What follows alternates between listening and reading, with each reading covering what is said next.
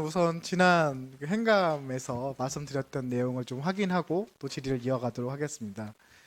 첫 번째는 그 용인 반도체 산단에 연결되는 통합 용수 관련된 건입니다. 어, 이번 5분 발언과 도정 질의에서도 그 성남의 의원님들, 또 용인의 의원님들, 또 여주 이천의 의원님들까지도 이 용인 반도체 산단을 중심으로 많은 질의와 또 제언을 해주셨습니다. 아마도 최근에 이 대한민국의 이 반도체 산업에 대한 국민들의 관심과도 연결될 것 같은데요. 많은 분들이 이제 AI 시대에 어떤 분야가 가장 크게 성장할 것인가에 대한 예측을 했었는데, 대한민국 입장에서는 이 반도체에 집중이 된 것 같습니다. 이 반도체 생산, 이 반도체가 가격도 많이 올랐고 또 그에 따라서 굉장히 국가적인 경제에도 도움이 됐고요. 이에 따라서 용인에 추진 중인 용인 반도체 산다는 많은 경기도민의 기대뿐만 아니라 국민의 기대도 받고 있습니다. 저 또한 그 향후 미래의 대한민국의 그 산업 경쟁력을 봤을 때 용인 반도체 산단뿐만 아니라 이러한 반도체 산단이 추가적으로 만들어지는 것까지도 저는 긍정적으로 판단하고 있습니다. 하지만 이 안에 또 하나 숨겨진 게 있습니다. 반도체라는 생산을 하기 위해서 큰 단지, 또 좋은 기업들의 생산 기술도 중요하지만 이 공장을 돌리기 위한 전력과 물에 대한 이야기입니다. 전력은 전력 관로, 선로에 관련해 가지고 워낙 사회적 이슈가 되다 보니까 이거를 이제 사회적 비용으로 바라보고 이 부분을 많이 검토하고 있는 반면에 물은 그렇지가 않은 것 같습니다. 특히나 이 전력도 물도 국가에서 계획을 수립하고 한전과 수자원 공사에서 이 사업을 추진하고 그러다 보니까 이 경기도와 막상 이 전력과 이 물이 지나가는 이 지역에 대해서는 약간은 배제되는 패싱되는 느낌이 있는데요.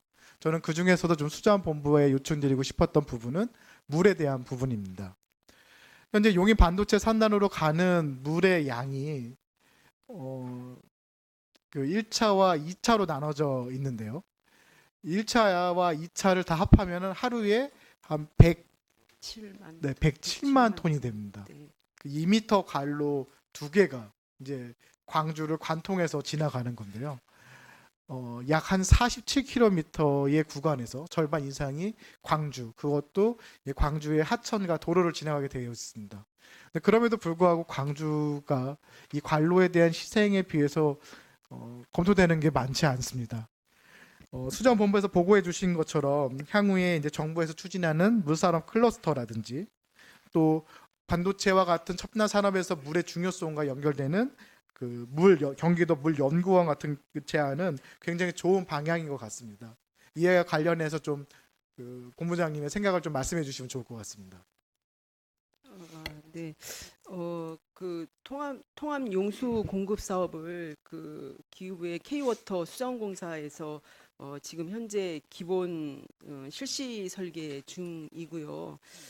저희가 그 수자원공사 팔당 지사를 일전에 한번 방문했을 때 거기에 지사장님이 이제 그 이 용수 공급에 대한 설명을 대략적으로 해주셨어요. 그래서 그 거기 그 팔당에서부터 용인 산당까지 가는 그 지도를 이렇게 보여주시면서 이게 일부 도로를 따라가고 그다음에 하천을 따라가게 되고 그다음에 일부 이제 좀 더 도로가 좀 더 넓혀져서 가게 되면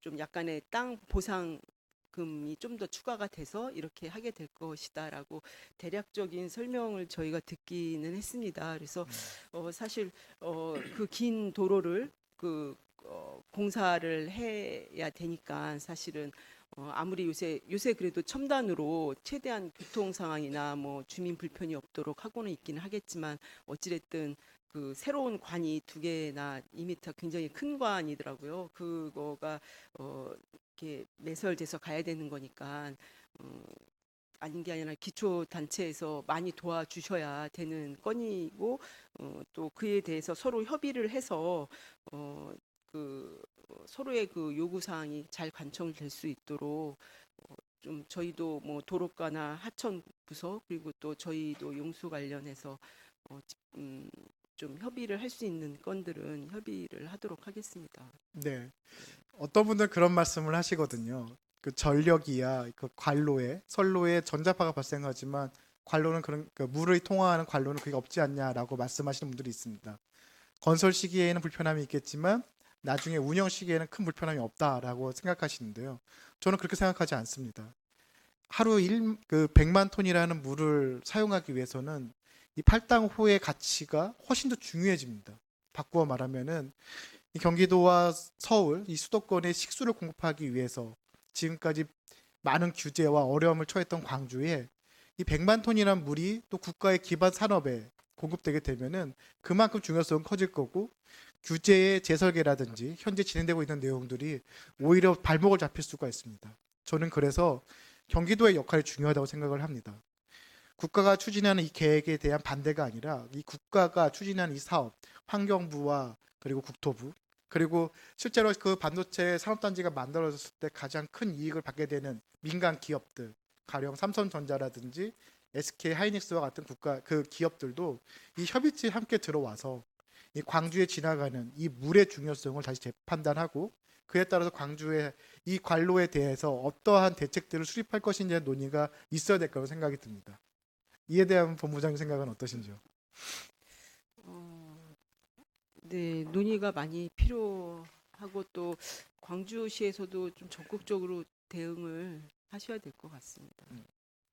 그래서 저는 어, 이 이번의 시작이 물의 중요성이라고 생각을 합니다.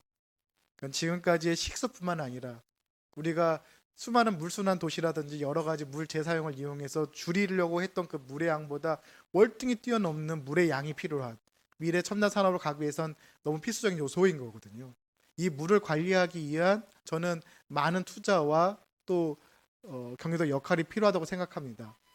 이번을 시작으로 해서 경기도가 물 산업에 있어서 또 물의 사용에 있어서 그 어떠한 나라 도시보다도 앞서 나갈 수 있는 기반을 같이 한번 고민해 주시고 저는 그러한 내용들이 적어도 광주에 입지해서 광주의 주민들은 물로 인해서 희생만을 받는 것이 아니라 물을 기반으로 또 다른 산업을 만들 수 있는 그러한 검토 노력들을 함께 해 주시기 부탁드리겠습니다.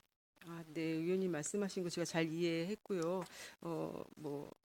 물산업 관련 시설뿐만이 아니라 또 이 용수 공급하는 데 있어서 저희가 하수 제이용도 상당히 많이 들어가고 있습니다. 그래서 1단계만 해도 한 23만 톤 정도는 제이용수가 들어가고 있고 그것은 또 물산업 기업이 들어가서 또 하고 있는 것이고 또 저희도 제이용률이 많아지면 그만큼 물순환 회복에도 도움이 되는 거기 때문에 모두 다 이렇게 좋아지는 선순환적인 그런 사업이 될 수 있도록 노력하겠습니다. 네. 최근에 광주는 이 규제로 인해서 그나마 지역에 있던 큰 기업 칠성 그러니까 롯데 칠성이 이제 광주를 떠나기로 결정을 했고 또 광주 안에 있던 그나마 반도체 첨단 기업이라고 할 수 있는 또 반도체 기업도 용인 쪽으로 이전한다는 결정을 하게 됐습니다. 이 규제와 또 이 첨단 산업의 이 시기에 광주는 계속적으로 오히려 지역의 산업 경쟁력을 잃어가고 있거든요. 이 안에서 더 좋은 해답을 수자원본부가 함께 좀 찾아주시길 부탁드리겠습니다. 네, 잘 알겠습니다. 예. 네, 이상입니다.